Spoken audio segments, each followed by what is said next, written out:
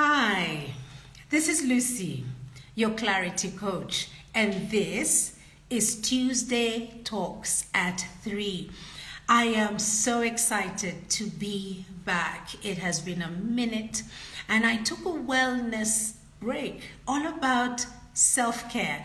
I find it very key, and so I practice what I preach. It's been a moment, but we are back with the Mindful Parenting series. Thank you so much for joining me in this Mindful Parenting series. It is one that will help you to reduce stress. I mean, we all stress. Stress is healthy, but if it gets to that point where it is continuous, it becomes unhealthy and it can easily lead you on to anxiety and depression.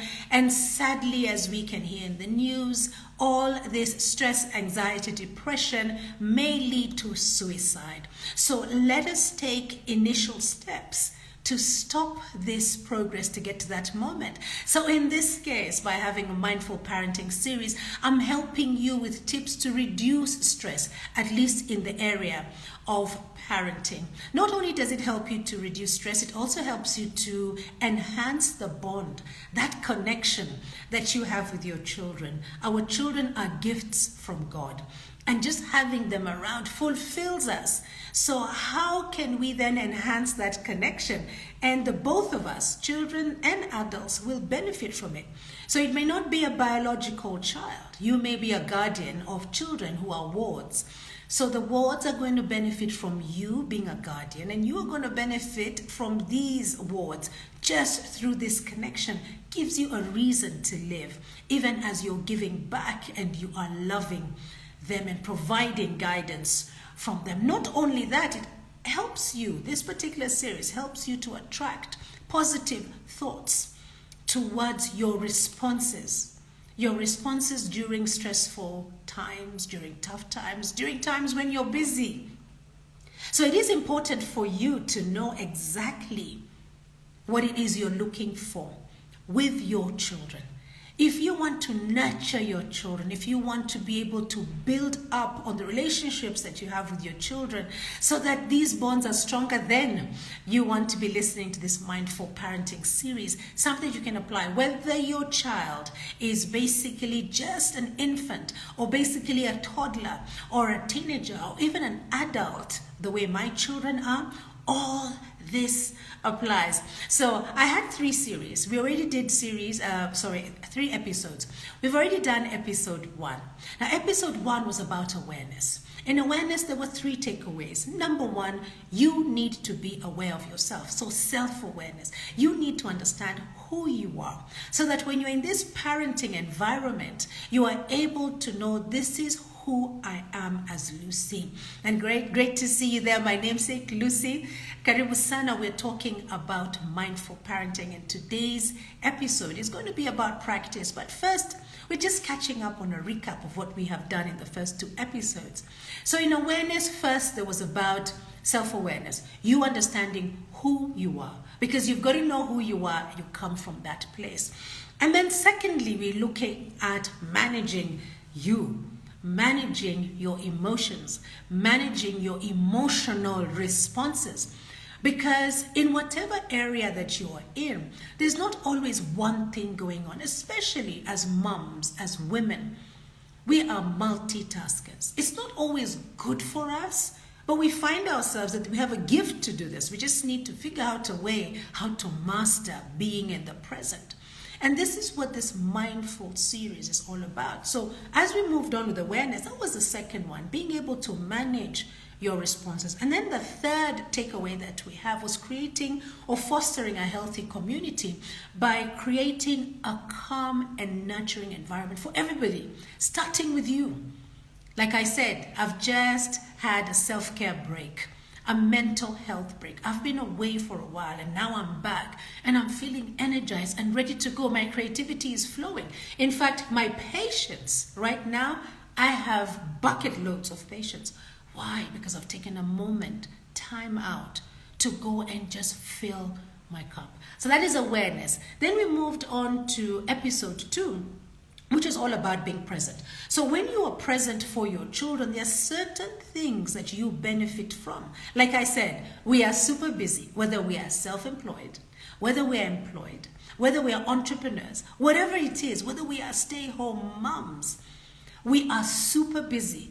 Rarely, very rarely would you find a woman just sitting back and doing a lot of nothing. We are nurturers. And therefore, since we are nurturers, we are always taking care of those around us, whether we are asked to or we are not. And this is where being present is important. However, it comes on the backdrop of multitasking, that at times we forget to connect with our children. We are so busy fixing things, applying things, being present, showing up for things that we forget to connect with our children. So in connecting, we can connect in the daily routines. And we talk about the daily routines being something like the dinner table, or when we are cooking, or sitting in the living room together, or on those school runs, or when we're on holiday together. Whatever routine you have, maybe a bedtime routine. This is an opportunity for you to connect.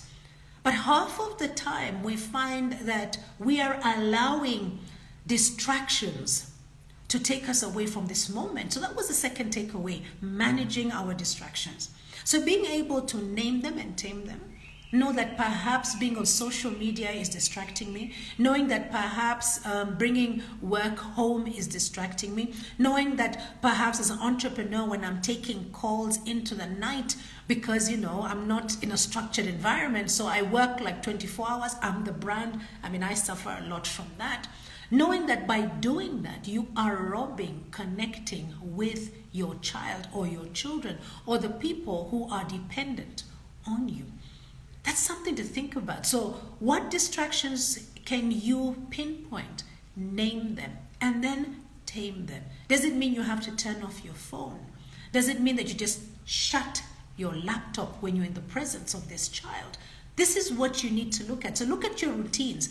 Is it that you are on the school run and you've got them in the car with you, and you're chatting away with them, or they're chatting away with you, telling you about the day, but you are so distracted by the music on the radio or the news that's just come up, or you are listening to your phone or perhaps a podcast. Not a bad thing to do, but if you can name it as a distraction, you can put it away for the time that you're with your children and stay present. That was the second one. The third one was creating memories.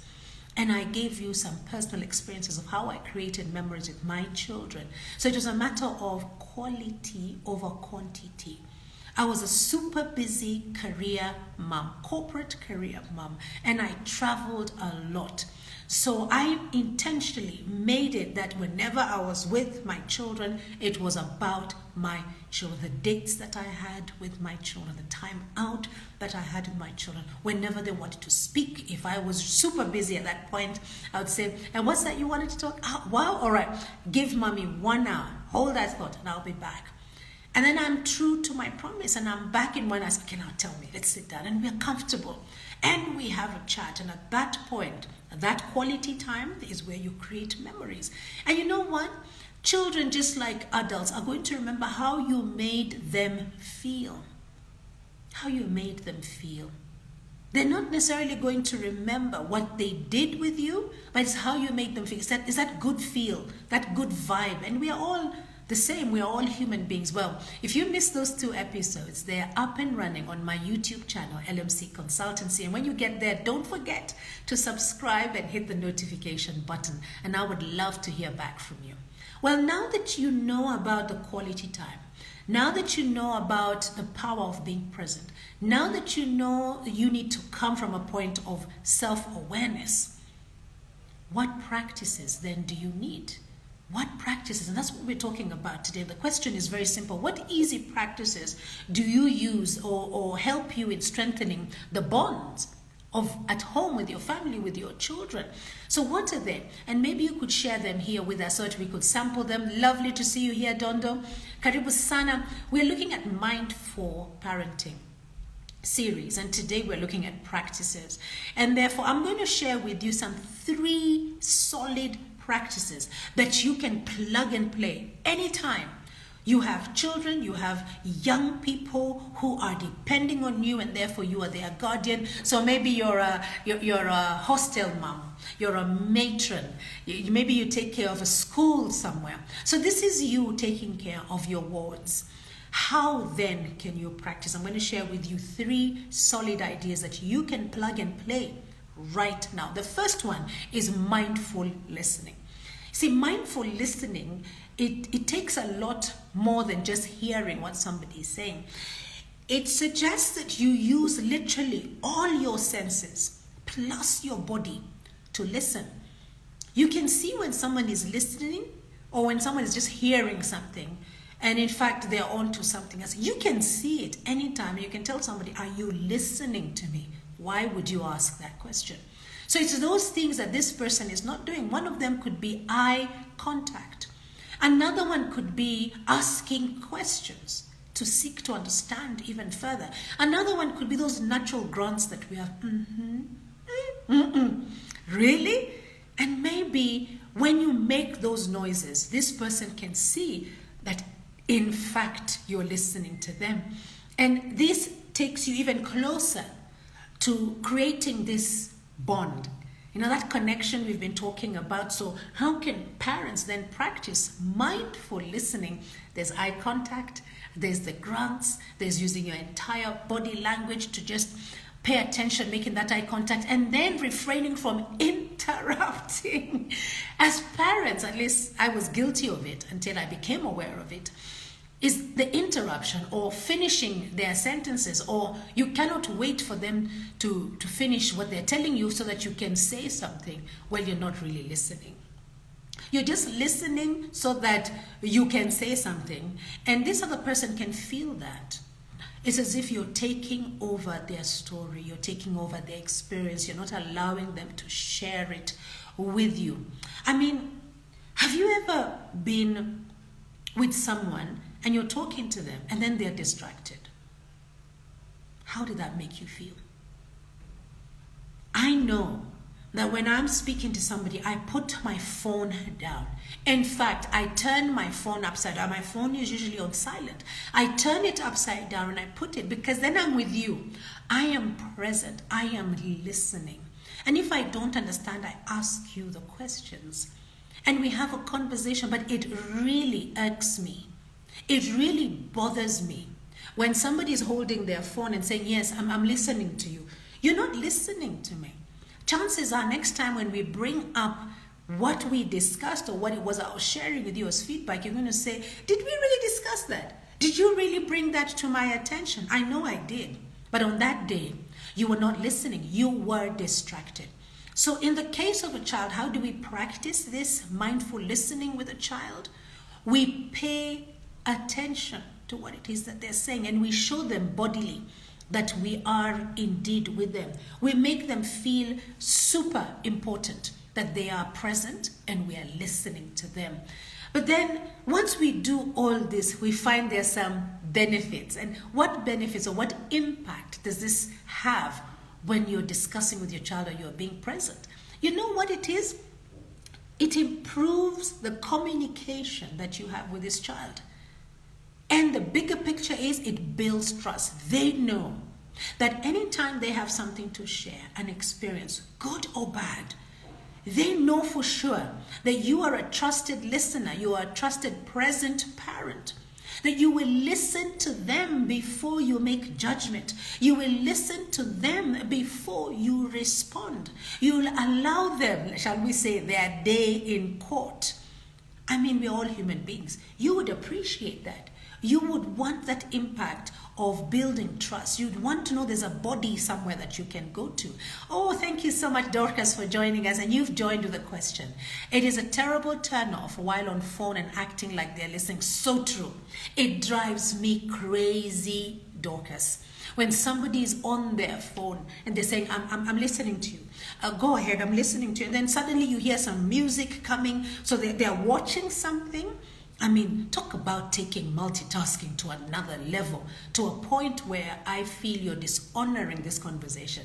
In fact, Dorcas, do you know what I do? I usually at that point end the communication. I say, well, why don't we speak when you're ready to listen? Or why don't we speak at another time when you're available? Or why don't we speak when you're ready to share? These are things then that I do, and at times I come across as being very harsh, but these are life skills. And this is me sticking true to my value, going ahead and saying exactly what I would like to have happen now. Communicates. And once you communicate like this is the impact I'm talking about, Dorcas. You are able to build trust. Now, next time, somebody is going to say, whoa, if you want somebody to listen to you, you want to speak to Lucy. Because Lucy is present when you're speaking. And just like we said in the beginning for mindful listening, there are certain things that you would do. You may not be aware that these are the non-verbal skills that you are using, and therefore you are demonstrating and manifesting them in this moment.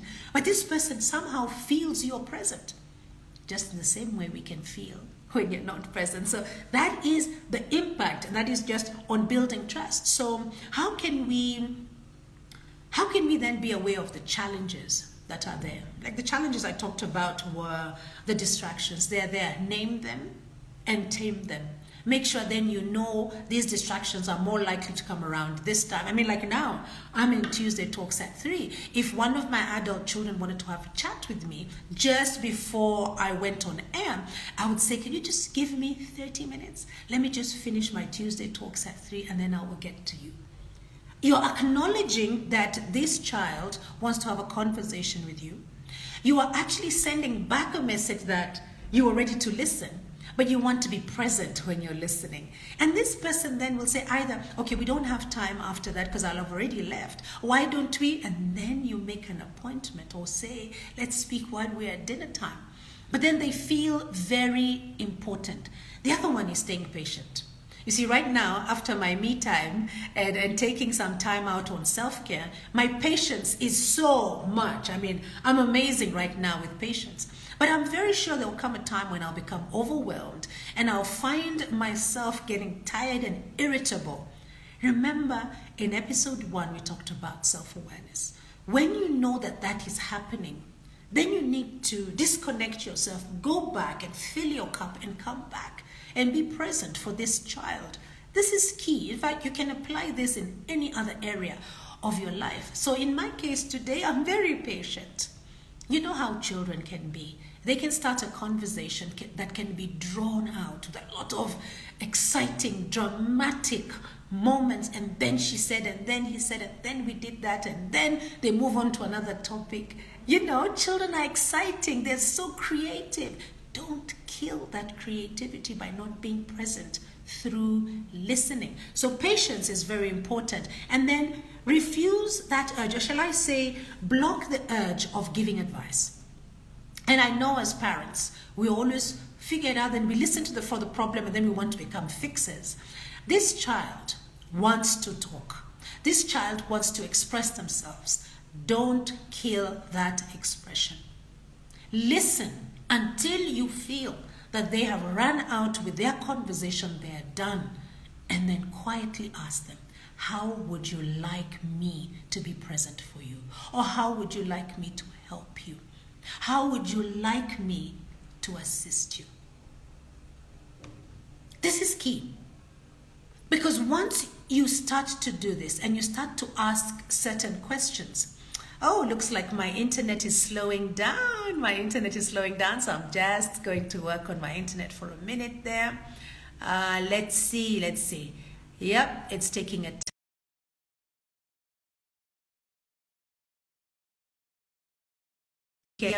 If you could just throw me a word there, and then I would know that we are together. We were just talking here in the instance about giving advice and allowing the child to finish what it is that they are saying, and then ask them, how may I help you? How would you like me to help you? How can I be present for you? And this is key, because then this child then realizes that you are listening to them and you are not coming in with advice and fixing it. No, it is at this moment they may say, advise me, mom. What do I need to do? Or help me, mommy. I don't know how to respond. And this is where advice and help comes in. Because you've heard us say in the English language, unsolicited help at times comes at a detriment. So we may be blocking this child from talking to us in the future because they will keep on saying, oh, she doesn't understand, she's of a different generation. She doesn't get what I feel. It is because when they're talking in that ratio of your conversation, and there's a danger in that. So remember,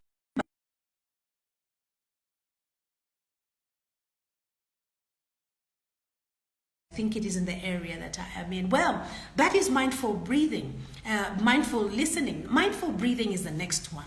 I learned about mindful breathing in a positive intelligence class. I mean, it was just amazing.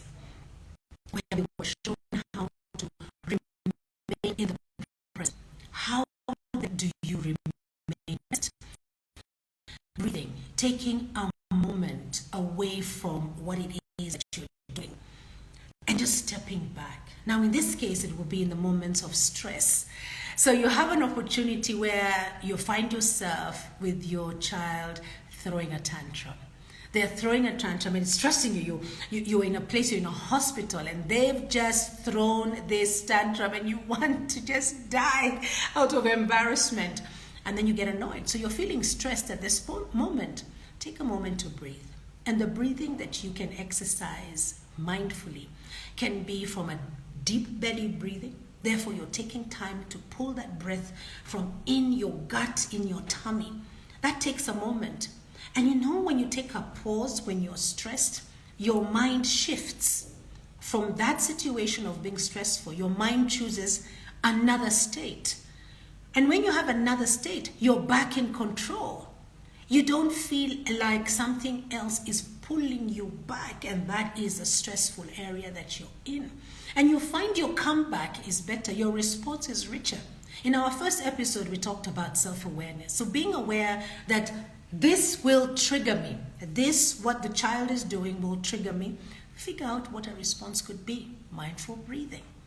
It could be that you're counting your breath. It's happening, and you're looking at the child and you're calmly counting down 10. In your mind, 9, 8, 7, 6, 5. And you'll realize that suddenly your heart rate is dropping. Those levels of anxiety are dropping. Or just walk away and breathe. But you need to choose to do the mindful breathing to manage the situation that is your trigger, whatever it is. It could be in the morning. We're getting into the car to go to school, and there's that one child of yours, there's always that one child, who is taking their time. And you know that 5 minutes makes a difference between a clean highway and traffic. And this child knows very well to have prepared from last night to be ready this morning. But this is how they are. And now you're getting anxious and stressed. And most probably you're going to start shouting. It doesn't help anybody.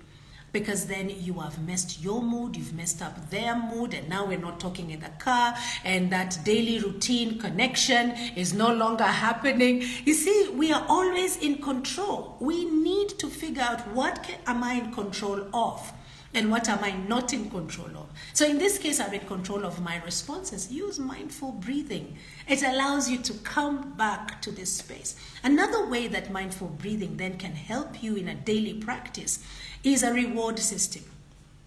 So maybe you're going to say to yourself that in this case, I am going to figure out how to reward this child once they have done what they're meant to do. So take a moment, sit down with them, the eye contact comes again. Look at the terms that we had shared when we go to the supermarket. This is how we behave when we're in a restaurant. This is how we behave when we've got guests over. And when we've got quiet time in the house, this is how we behave. Revisit those things, because over time, it then becomes a life skill for the child. They know that when we're reading books, we are all celebrating the knowledge in them. If we're watching a movie, we're all quiet and paying attention. If we're in the car, we are sharing what our day was like. Then they become people who are ambassadors of advancing these moments as a family, because you practice that mindful breathing to a point where now they're saying, Mom, why don't we breathe together? because they can tell that you're getting anxious about maybe the policeman on the road, maybe other drivers on the road, maybe the waiter in the restaurant. The child is saying to you, let's breathe in and out, mom, because they've seen you do it. And mindful breathing does work. The question today, thank you so much for the love hearts. The question today was very simple. What easy practices help you in strengthening your bonds with your children or anybody that you take care of? We've talked about listening, we've talked about breathing. My favorite one is gratitude reflection. Being grateful for everything that you have, good experiences and bad experiences. I believe there's always a silver lining in a bad experience. Look for it. When you look for the good, for the positive in a situation, you will surprise yourself. When you're in a terrible, terrible situation, look for the silver lining. You think about it. The worst situation for me that I have ever experienced was the death of my mother. That for me just trumped it. I cannot think of another time when I was so gutted that I had this hole right through my chest that came out on the other side, that I felt so drained. But in my mother's death, which was my darkest moment, it was my darkest moment, I looked for the silver lining. I celebrated her life. I celebrated the moments that I got to share with her before she passed on. Look for it, guys, because you can do it. It's a gift. But if you focus on that thing that's not working in your life, then you have no gratitude at all. And gratitude reflection is a life skill to teach your children. So how can you practice gratitude with your children as a life skill? Think about bedtime. It's usually a very good time to practice gratitude. Allow yourself to reflect with your child and encourage them to reflect on their day and the things that they are grateful for. And you will find that this same child in the morning will wake up and also be grateful for another day alive. It is so key for you that when you have this gratitude reflection habit that you create between you and your children, both of you are benefiting. So gratitude is shown so that it increases happiness. In fact, I wanted to say that gratitude increases your happiness, because then you're happy that you're breathing, you're happy that you're walking around, you're happy that you have an appetite, you're happy that you have a school to go to or work to go to or something to do. I mean, I'm happy to be here doing Tuesday Talks at 3. So overall, it helps you in your emotional well-being as a human being. So gratitude reflection, think about it. There's another thing that I like to do. If you're starting a new habit and you find it hard, go into another reward system that I would call in a way of celebrating something. So for instance, maybe writing a reflection, a gratitude reflection doesn't come easy to you, but then you're going to have lunch. You have to go and eat your food. So why don't you then do 5 minutes of gratitude reflection and then I will have my lunch? Or I do 5 minutes of gratitude reflection and then I will go for my walk, because that's something at least I do all the time. Or do 5 minutes of gratitude reflection and keep on increasing by a minute every day, and then watch your Netflix if that is what gives you a kick and happiness. Or do your 5 or 10 minutes as it keeps on growing of gratitude before you go to the hair salon. So when you start to reward yourself like that, it becomes second nature. You start doing this thing without thinking. Because even when it came to you going for a walk, for exercise, going to the gym, it was not something that came easy.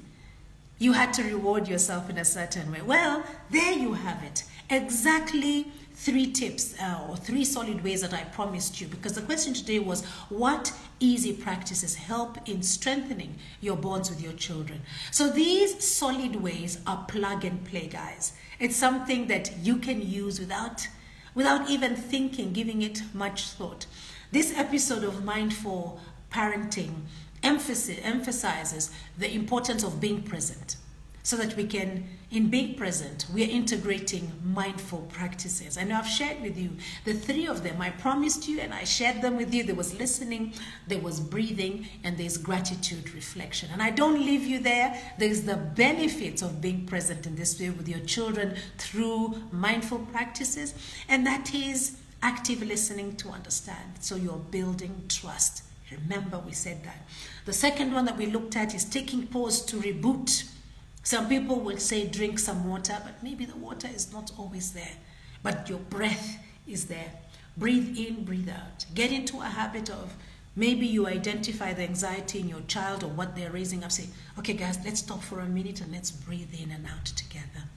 And they appreciate that life skill and they will carry it on outside from home. And then choosing gratitude practices to enhance parenting experiences will help you to reduce stress.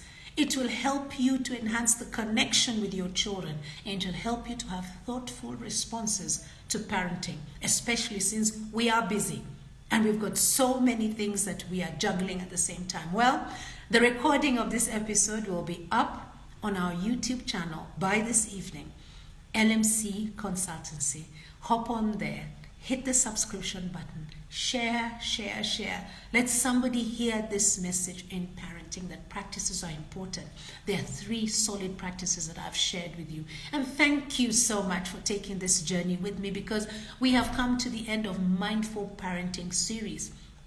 Now we are going to go into intentional parenting, and then we are going to be looking at older children.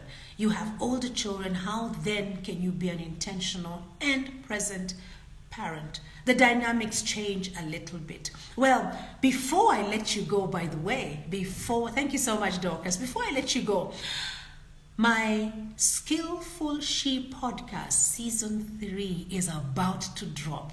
Now, you do not want to miss it. I'm going to say that again. My Skillful She podcast episode 3 is about to drop, and you do not want to miss that. So keep your eye here on my Instagram, on my LinkedIn, on my Facebook, on my TikTok for more information as it continues to educate and inspire you. And know when I'm dropping the Skillful She podcast, and when you receive it, send it out, let it go viral, because the message is powerful and I have a special guest this time. Well, until then, let us be kind to one another. In fact, we will help to build one another.